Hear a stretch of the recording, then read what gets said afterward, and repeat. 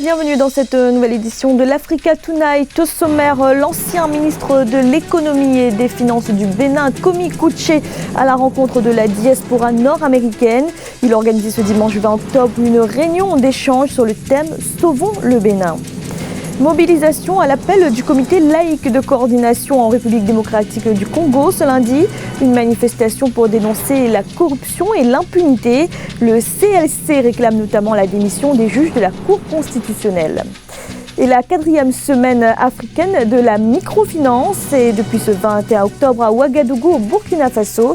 Une édition consacrée cette année à la finance inclusive. Mais tout d'abord, au Soudan, une commission d'enquête a été mise en place sur la répression des manifestations au mois de juin dernier. Commission désignée ce dimanche par le gouvernement de transition.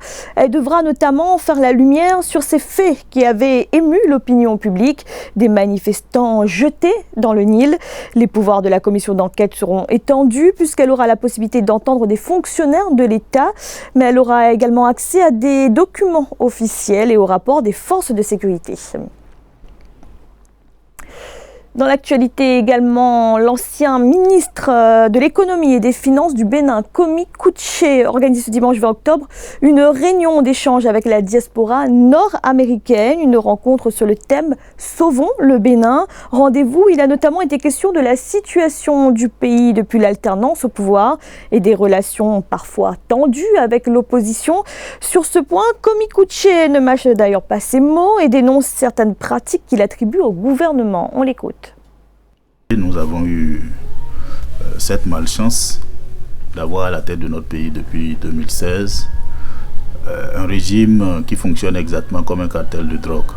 C'est-à-dire les fondamentaux qui caractérisaient notre démocratie sont aujourd'hui bafoués. Nous assistons carrément à une privatisation de l'État avec une répression maladive contre les opposants, à commencer en premier lieu par moi-même qui suis ici. Et ceci se passe par, bien évidemment, la création au sein de l'appareil judiciaire de mécanismes d'inquisition, parce que quand même encore au Bénin, il y a des juges qui restent attachés à leur serment, et à la faveur d'un prétexte de lutte contre la corruption, vous avez aujourd'hui la liberté d'expression, qui était la chose à laquelle les Béninois étaient le plus attachés. Le Béninois aime dire ce qu'il pense comme il le veut, comme il le pense, et c'est ce que le renouveau démocratique depuis 1990 lui a laissé comme héritage, comme valeur fondamentale.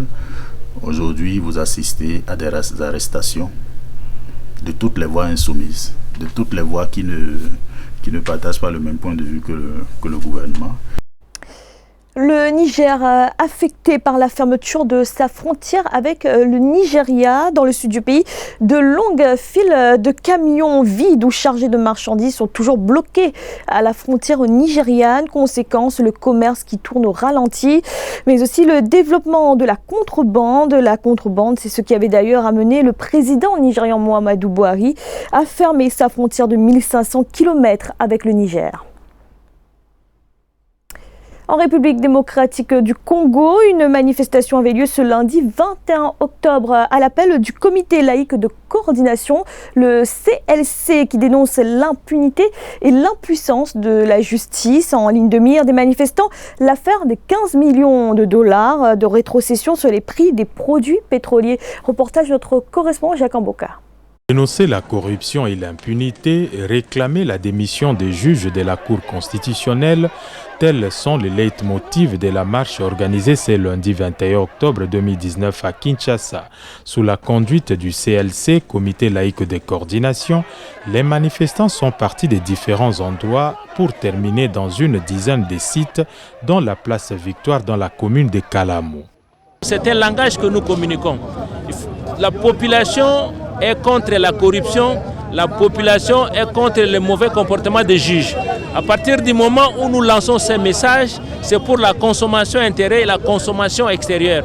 Nous pensons donc à notre point de vue que l'objectif a été atteint. C'est la première manifestation organisée par le CLC depuis l'arrivée au pouvoir du président Félix Tshisekedi.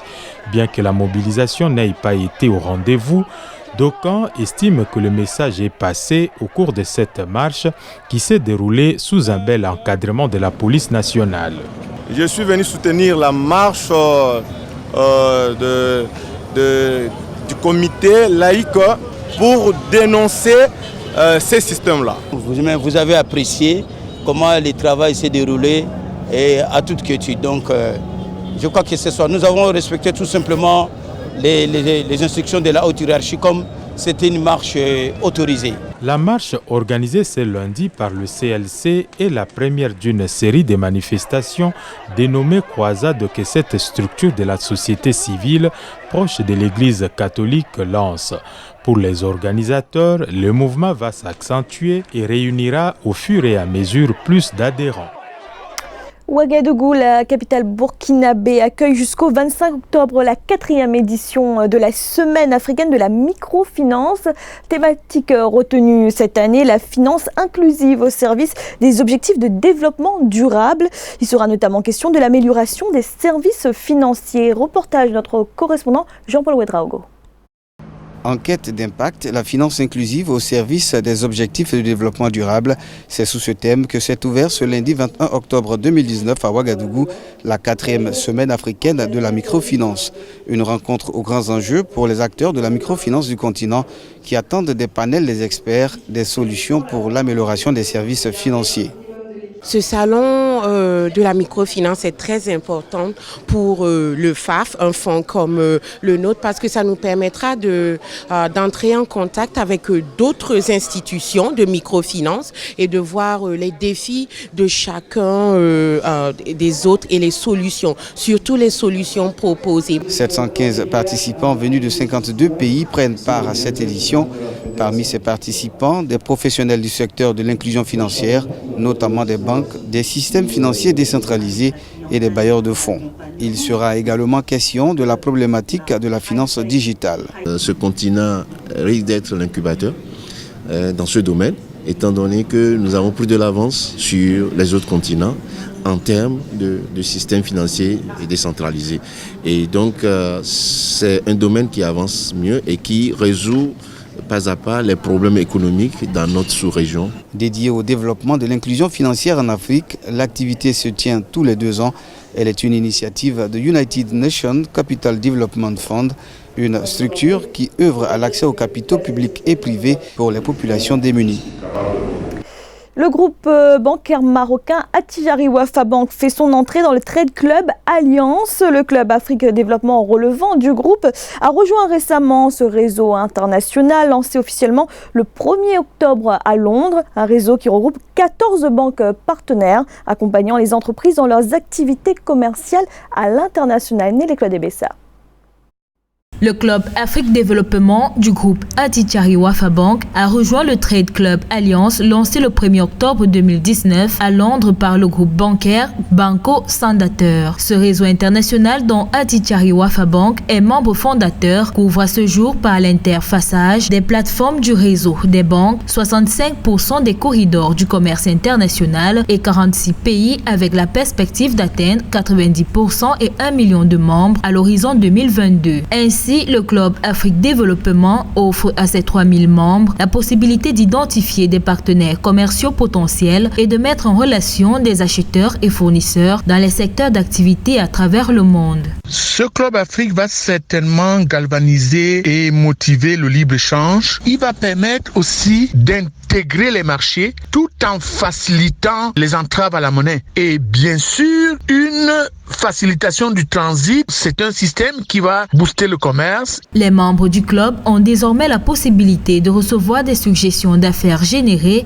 par la plateforme du Trade Club Alliance qui propose des services tels que l'optimisation des prix matching des opportunités de partenariat, la simplification du processus de dénouement des transactions, l'analyse des marchés, l'analyse des devises et l'information sur 182 pays pour ceux qui désirent s'installer à l'étranger. Ce réseau va permettre de passer au travers des problèmes de change, de la disparité monétaire et stimuler globalement la compétitivité du commerce et favoriser le commerce intra-africain. Le club Trade Alliance, dont Attijari Wafa Bank est membre fondateur, regroupe 14 banques partenaires d'Europe, d'Afrique, d'Asie et d'Amérique, accompagnant les entreprises dans leurs activités commerciales à l'international. Du sport et le tour cycliste international Chantal Biya remporté par l'Algérien Azzedine Lagab. Le tour qui s'est achevé ce dimanche 20 octobre à Yaoundé au Cameroun. Lagab finit donc premier au classement général devant le Slovaque Marek Kaniki et le Néerlandais Arjan Hoffman. Marie-Colette Babasagana. Leader de cette 19e édition du Grand Prix cycliste Chantal Biya, depuis la première étape, Azzedine Lagab n'a pas lâché son maillot jaune tout au long des 3 autres courses. En dépit d'une farouche concurrence des autres participants, notamment celle du Slovaque Marek Kaneki, vainqueur de la 2e et de la 3e étape, le capitaine de la team Algérie a su se placer dans tous les bons coups afin de rester en tête du classement général et de recevoir son maillot jaune des mains de la première dame et par ailleurs marraine de la compétition, Madame Chantal Biya, présente au boulevard du 20 mai à Yaoundé. C'était une victoire très importante pour nous, pour gagner des points au classement mondial pour se qualifier aux Jeux Olympiques. Le classement se clôturera le 20 octobre. Et maintenant, on a bien conforté notre position de qualifier 2 coureurs. Donc on est très contents et avant tout ça, c'est une belle victoire. Les Camerounais, dans cette 19e édition du Grand Prix cycliste Chantal Biya, ont réalisé leur plus mauvais résultat depuis la création de cette compétition. 0 maillot jaune, 0 étape remportée et une 8e place au classement général que décroche le meilleur coureur camerounais, Clovis Kamzo Abosolo, de la Société nationale des hydrocarbures Vélo Club. On est un peu déçus parce que cette 19e édition, on a couru derrière les étapes fatiguées, on n'a pas pu remporter. Mais je pense qu'on va se préparer. La saison est terminée, je pense qu'on va mieux récupérer pour mieux entamer la saison prochaine. L'édition 2019, prévue pour accueillir une centaine de coureurs et se disputer sur 5 étapes, a finalement vu la participation de 35 athlètes après la défection du Burkina Faso et de la Côte d'Ivoire et une distance réalisée en 4 étapes. C'était le journal de la rédaction. Merci de l'avoir suivi. Retrouvez dans un instant une nouvelle édition de l'information.